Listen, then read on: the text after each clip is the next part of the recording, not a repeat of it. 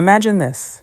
You're sitting in a cozy cafe, laughing with your best friend, the one person who feels like home. You're dreaming big, planning a future that could change the world.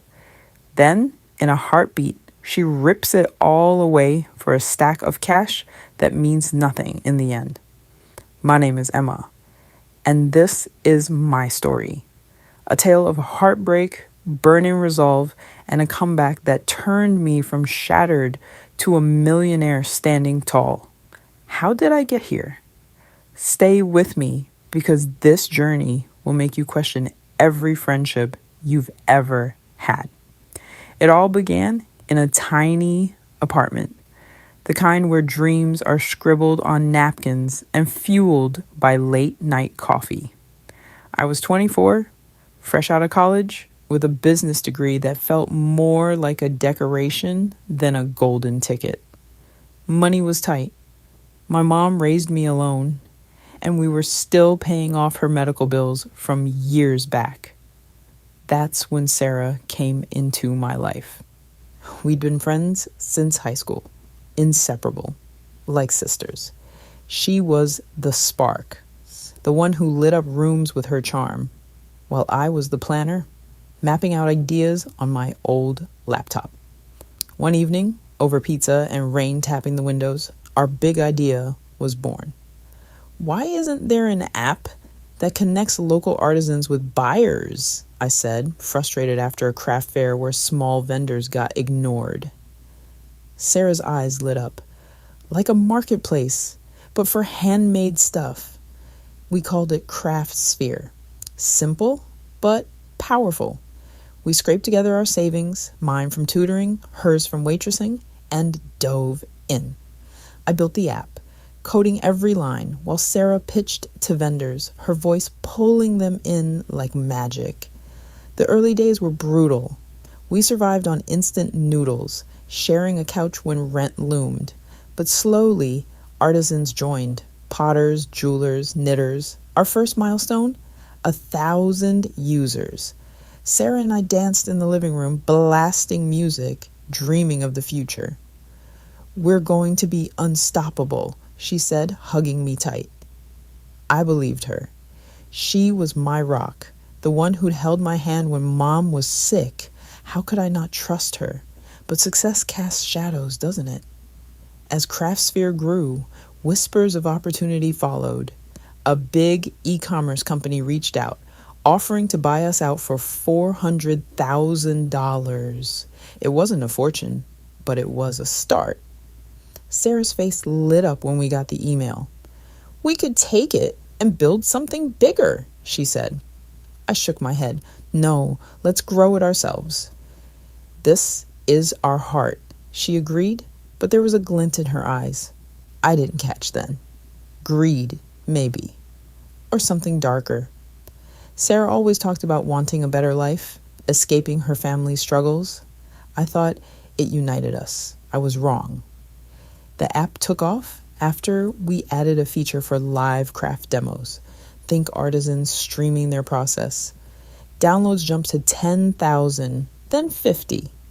We quit our side jobs, pouring everything into CraftSphere.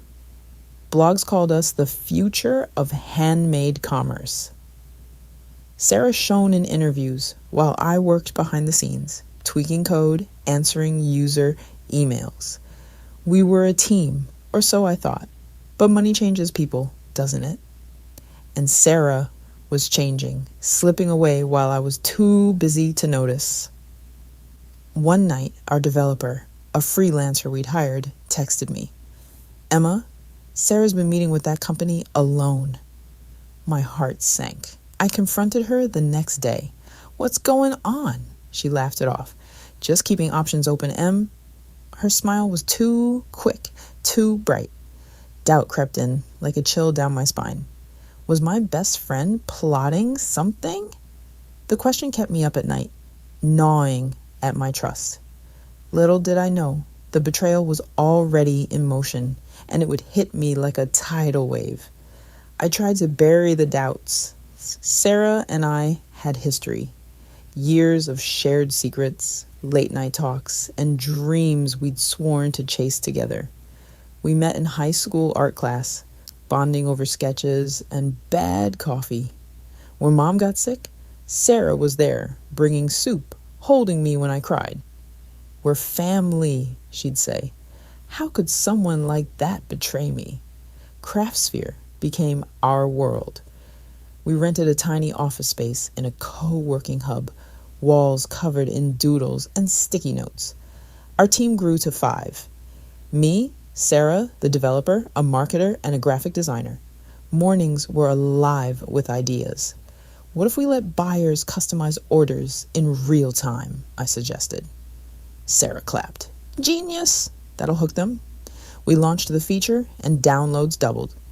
Artisans sent thank you notes, a weaver whose sales tripled, a potter who paid off debts. It felt like magic. Life was a whirlwind. I dreamed of buying Mom a better place, maybe traveling someday. Sarah had similar hopes. Picture us sipping cocktails in Paris, she'd laugh. But cracks appeared. She started showing up late, blaming family stuff. Her outfits got fancier. New boots, a designer bag. Gifts from sponsors, she said. I let it slide, focusing on code. A blog called us the Etsy killer. Users hit 100,000. We were on fire. Then came the big pitch. A venture capital firm invited us to present. We prepped for weeks, rehearsing until midnight. The night before, Sarah squeezed my hand. We've got this, Em. The meeting was a hit. They offered $1.5 million for a stake. We signed a preliminary deal, celebrating with cheap wine. To us, Sarah toasted. But I caught her checking her phone, a secretive smile flickering. After that, things shifted. The VC firm needed due diligence, access to our finances, code, everything. I handled tech. Sarah took communications. I'm better at talking, she said. I agreed, diving into a new feature, virtual craft fairs. Users loved it, streaming events boosting sales. But Sarah's absences grew. One day, I overheard her on a call. Yeah, the app's ready. Let's talk numbers. My pulse raced. Was she cutting side deals? I asked her gently. Everything okay? She shrugged. Just exploring, Em. For us. But the words felt hollow. Sleepless nights followed, my mind replaying her tone. Was she tempted by a solo offer? The thought twisted my heart. We hit another milestone, national news coverage, but joy felt tainted. Sarah posted selfies with influencers, while I coded alone. The team noticed her distance, whispering. I ignored it, clinging to loyalty. But loyalty, as I'd learned, wasn't always returned. Craftsphere soared. We moved to a bigger office, glass walls reflecting city lights. I added features like eco-friendly filters, boosting green artisans. Users hit 500,000, revenue climbing to 6 figures monthly. I paid off some of Mom's bills, breathing easier. Sarah, though, changed. New car, lavish dinners. It's for the brand, she said. I nodded, but worry gnawed at me. Tension grew. During a meeting, Sarah mentioned an acquisition offer from a rival platform. They're offering millions, she said casually. Silence fell. I pulled her aside. We said we'd grow it ourselves, she sighed. Em, think bigger. We could cash out. Her words stung, like she was ready to ditch our vision. I pushed back. This is our legacy. She backed off, but resentment lingered. Nights alone in the office became my escape. I'd tweak code, lost in lines of logic, while doubts swirled. Did Sarah resent my role? We had equal shares, but I worked longer hours. Our marketer whispered, Sarah's emailing investors without you. My heart sank. I checked our shared drive, documents I hadn't seen, proposals to sell outright. Betrayal's shadow grew. I confronted her softly. What's happening, Sarah? She brushed it off. Just planning ahead. But lies hung heavy. Sleepless nights multiplied. Questions tormenting me. Why hide it? What was she chasing? Craftsphere hit 1 million users, but joy fell hollow. Sarah partied, posting about living the dream. Jealousy flared, but I buried it. Then the bombshell. An email from the VC firm confirming Sarah's solo meeting. I stormed her desk. Explain, she faltered. Just clarifying terms. Lies. Trust crumbled. As we prepped the AI update, I found an encrypted file on our server, Sarah's. Breaking in felt wrong, but I had to know. Inside, emails with the rival offering my code for a $2 million personal payout. My world spun. She was cutting me out completely. Shock turned to rage, a fire in my chest. How could she, after everything? The betrayal was raw, slicing deep. The confrontation happened after hours, office dark, city humming below. Sarah sat across from me, nervous. "What's wrong?" she asked, voice shaky. I slid the printed emails toward her. "Explain this." Silence choked the room. Her face fell. It's not what you think." But it was. She'd negotiated to sell Craftsphere's core code to the rival for a personal bonus, leaving me with nothing. They wanted exclusivity, she admitted. I thought it'd help us both. Lies. The deal transferred ownership to her. Forged documents claiming she was the sole founder. Betrayal hit like a wave, drowning me in pain. "We built this together," I cried, tears falling. "You were my sister." Sarah stood, pleading. "My family's broke, Em." This was for them selfish. She traded our dream for cash. I felt exposed, raw. "Leave," I whispered. She walked out. The doors clicked like a final goodbye. The aftermath was chaos. Lawyers confirmed her forged papers gave her control. The rival backed her, their deal airtight. Court was futile. I had no money. The team quit, confused. Users noticed glitches as I struggled alone. Revenue tanked. I lost the office, retreating to my apartment, staring at empty screens. Grief consumed me. Nights of tears, replaying our laughter, her hugs. How could she? Anger burned, but sadness weighed heavier. Friends called, but shame kept me distant. "She sold me out," I'd whisper to Mom's photo. The final blow, Craftsphere relaunched as Artisan Hub. Sarah's face everywhere, me erased. Media called her a visionary. I watched, heartbreaking. Rock bottom hit, debts piled, spirit crushed. But in that darkness, a spark flickered. Revenge? Not cruel, but smart. I'd rebuild, outshine her. A plan formed, born from pain. Questions swirled. Could I start over? What if I failed? But resolve grew. This betrayal wasn't my end. It was my beginning. Rock bottom was a cold, empty place. I sold my laptop, my desk, to pay rent. Living on cereal, I applied for jobs, but failed startup stained my name. Loneliness hit hard. Mom was supportive, but frail. Friends distant. Depression whispered surrender, but Mom's strength echoed, "Keep going, Emma." I clung to that. One dawn, staring at my $12 bank balance, an idea sparked. Craftsphere was my brainchild. Why not reinvent it? Better. Solo. I sketched Artisan Alley, a global platform for artisans with AI matchmaking. No partners, just me. Risky, but vital.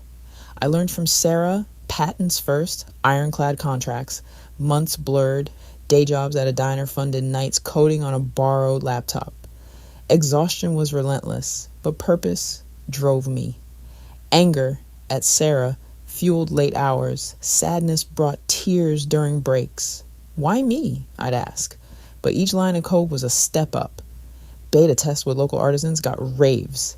This is next level. Users grew. 10, then 100. I posted anonymously online. Betrayed but rebuilding. It went viral, drawing support. Sarah's success taunted me. Her app hit headlines, her smiling with influencers.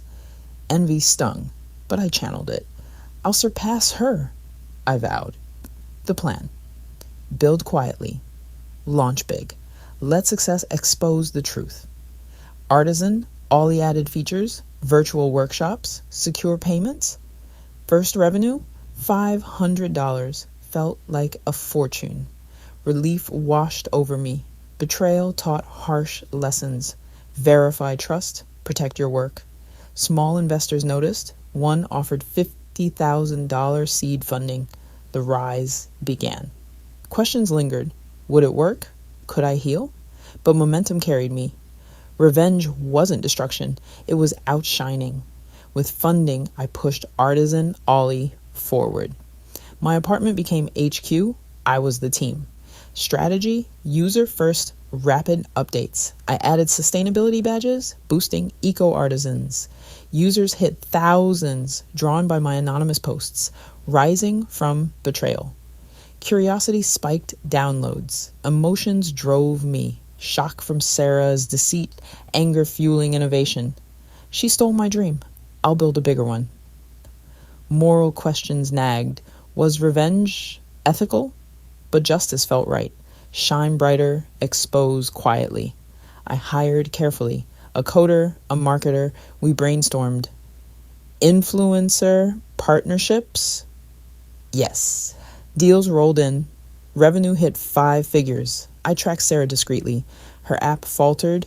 Glitches, bad reviews, rumors of mismanagement. Satisfaction bloomed, but I stayed focused. The plan: a massive launch event, inviting media, hinting at my story without venom. Truth would speak. Risks loomed. What if she fought back? But preparation was my shield. Relief in progress. Shock at my growth. Launch day. A chic venue, buzzing with investors, media, artisans. Backstage, nerves buzzed. This is it, I whispered. The demo showcased Artisan Ollie's magic. Global reach, AI precision, secure trades. Applause roared. Then my story. Betrayed by a partner who sold out, I rebuilt alone. No names, but clear. Gasps echoed. Downloads soared. Millions in weeks. Big brands partnered. Revenue hit 7 figures. Sarah's app. Users fled, citing better options. Her stock crashed. She emailed, "Emma, can we talk?" I ignored her, letting success roar. Relief flooded me. Justice tasted sweet. Anger faded to pity. The plan worked. Revenge through triumph. Life changed. New office, team thriving. I bought Mom a cozy home. Reflection. Betrayal forged strength. At a tech summit, Sarah and I both spoke. She went first, her app fading, her speech flat. My turn.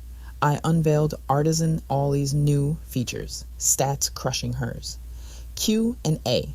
A reporter asked, "What inspired you?" I said calmly, "A partner stole my idea. I rebuilt better." Shock rippled. Sarah paled. Backstage, she approached, tears in her eyes. "I was wrong, Em." Greed took over. I nodded. "It's done." No forgiveness yet, but closure. Her company folded. She faced lawsuits. My heart raced. Shock, relief, justice. Artisan Ollie soared, valued at millions. I was the millionaire, team thriving, culture rooted in trust. Therapy healed betrayal's scars. New friendships bloomed. Sarah started over quietly. I sent anonymous aid to her family, compassion winning. Success brought peace. Relief replaced anger. Shock at my journey fueled gratitude. Betrayal hurt, but it built me. Betrayal broke me, but I rose stronger. Lesson. True wealth is integrity, not cash. Trust carefully, rebuild from ashes. Justice comes through grit. If betrayed, turn pain into purpose. My story proves resilience wins. What's yours?